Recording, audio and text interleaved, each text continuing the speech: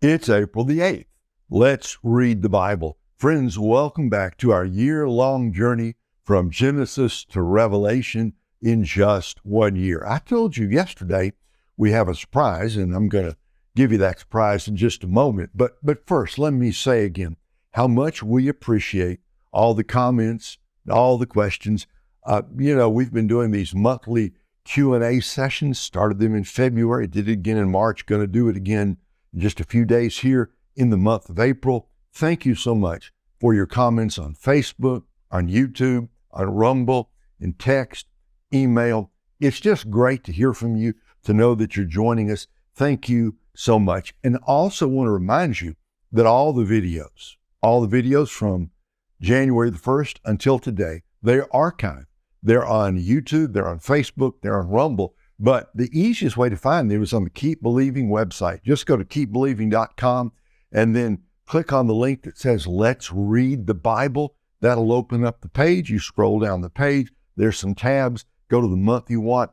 All the videos for January, they're on there. February, they're on there. March, they're on there. Everything through today is on the April tab. And eventually, by God's grace, all the way through, we're going to have 365 videos taking you from Genesis to Revelation. They are there 24/7. We just want you to take advantage of that. Tell your friends about those videos.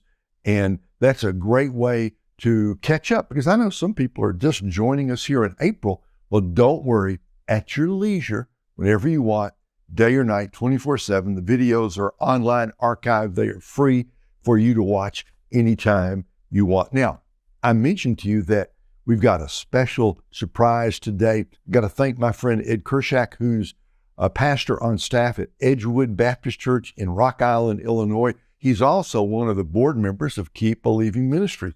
He said to me just after we started this, Ray, wouldn't it be great if we had Marlene come and read one of the books of the Bible?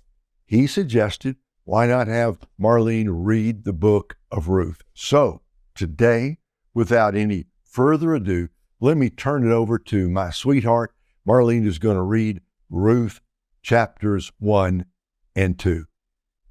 The entire Bible is a story of redemption, and through its pages we read of God's redemption of nations, people, both men and women.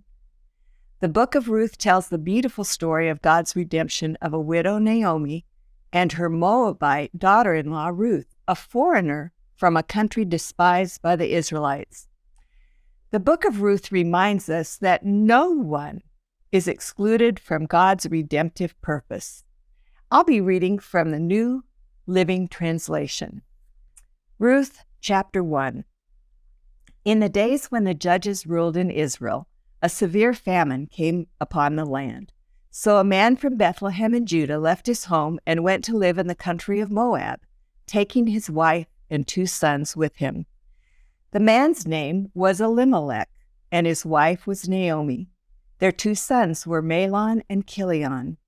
They were Ephrathites from Bethlehem in the land of Judah, and when they reached Moab, they settled there. Then Elimelech died, and Naomi was left with her 2 sons. The 2 sons married Moabite women. One married a woman named Orpah, and the other a woman called Ruth. But about 10 years later, both Mahlon and Chilion died. This left Naomi alone, without her 2 sons or her husband. Then Naomi heard in Moab that the Lord had blessed his people in Judah by giving them good crops again. So Naomi and her daughter-in-laws got ready to leave Moab to return to her homeland. With her 2 daughters-in-law, she set out from the place where she had been living, and they took the road that would lead them back to Judah. But on the way, Naomi said to her 2 daughters-in-law, "Go back to your mother's homes, and may the Lord reward you for your kindness to your husbands and to me. May the Lord bless you with the security of another marriage." Then she kissed them goodbye, and they broke down and wept. "No," they said, "we want to go to your people." But Naomi replied, "Why should you go on with me? Can I still give birth to other sons who will grow up to be your husbands? No, my daughters, return to your parents' homes, for I am too old to marry again. And even if it were possible, and I were to get married tonight and bear sons, then what? Would you wait for them to grow up and refuse to marry someone else? No, of course not, my daughters. Things are far more bitter for me than for you, because the Lord himself has raised his fist against me. And again they wept together, and Orpah kissed her mother-in-law goodbye. But Ruth clung tightly to Naomi. Look, Naomi said to her, your sister-in-law has gone back to her people and to her gods. You should do the same. But Ruth replied, don't ask me to leave you and turn back. Wherever you go, I will go. Wherever you live, I will live. Your people will be my people, and your God will be my God. Wherever you die, I will die, and there I will be buried. May the Lord punish me severely if I allow anything but death to separate us. When Naomi saw that Ruth was determined to go with her, she said nothing more. So the two of them continued their journey. When they came to Bethlehem, the entire town was excited by their arrival. Is it really Naomi? The woman asked. Don't call me Naomi, she responded. Instead, call me Mara, for the Almighty has made life very bitter for me. I went away full, but the Lord has brought me home empty. Why call me Naomi when the Lord has caused me to suffer, and the Almighty has sent such tragedy upon me? So Naomi returned from Moab, accompanied by her daughter-in-law Ruth, the young Moabite woman. They arrived in Bethlehem in late spring at the beginning of the barley harvest. Ruth chapter 2. Now there was a wealthy and influential man in Bethlehem named Boaz, who was a relative of Naomi's husband Elimelech. One day, Ruth the Moabite said to Naomi, let me go out into the harvest fields to pick up the stalks of grain left behind by anyone who is kind enough to let me do it. Naomi replied, all right, my daughter, go ahead. So Ruth went out to gather grain behind the harvesters, and as it happened, she found herself working in a field that belonged to Boaz, the relative of her father-in-law Elimelech. While she was there, Boaz arrived from Bethlehem and greeted the harvesters. The Lord be with you, he said. The Lord bless you, the harvesters replied. Then Boaz asked his foreman, who is the young woman over there? Who does she belong to? And the foreman replied, she is the young woman from Moab who came back with Naomi. She asked me this morning if she could gather grain behind the harvesters. She has been hard at work ever since, except for a few minutes' rest in the shelter. Boaz went over to Ruth and said, listen, my daughter, stay right here with us when you gather grain. Don't go to any other fields. Stay right behind the young women working in my field. See what part of the field they are harvesting, and then follow them. I have warned the young men not to treat you roughly. And when you are thirsty, help yourself to the water they have drawn from the well. Ruth fell at his feet and thanked him warmly. What have I done to deserve such kindness? She asked. I am only a foreigner. Yes, I know, Boaz replied, but I also know about everything you have done for your mother-in-law since the death of your husband. I have heard how you left your father and mother and your own land to live here among complete strangers. May the Lord, the God of Israel, under whose wings you have come to take refuge, reward you fully for what you have done. I hope I continue to please you, sir, she replied. You have comforted me by speaking so kindly to me, even though I am not one of your workers. At mealtime, Boaz called to her, come over here and help yourself to some food. You can dip your bread in the sour wine. So she sat with his harvesters, and Boaz gave her some roasted grain to eat. She ate all she wanted and still had some left over.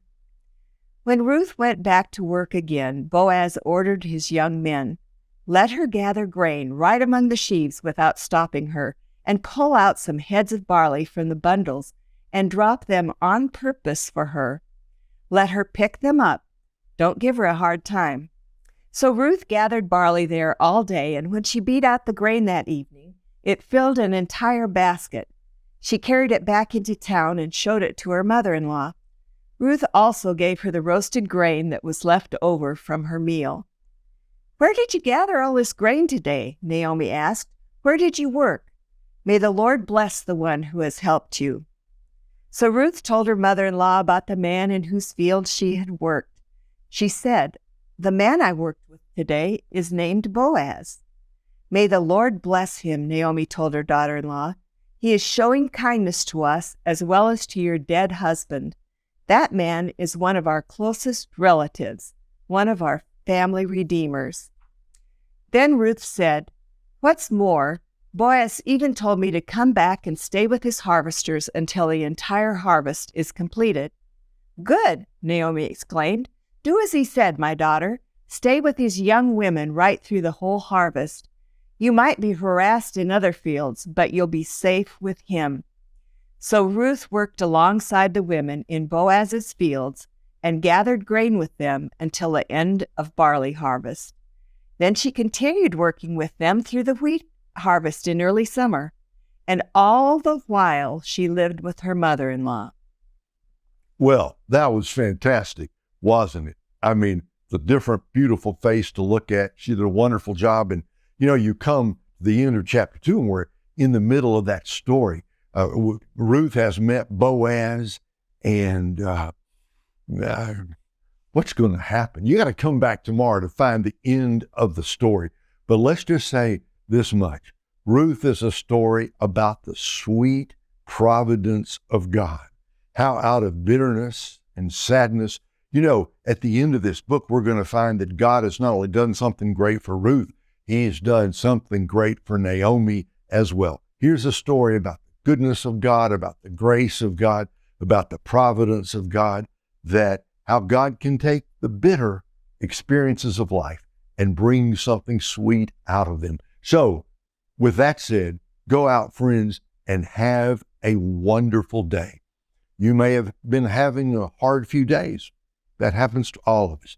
Just remember, the God of Ruth is our God too. He can take the broken pieces of life, make something beautiful out of them. Go out, have a great, God-blessed day. Come back tomorrow. Marlene's going to read for us the rest of the book of Ruth. God bless. See you back here tomorrow.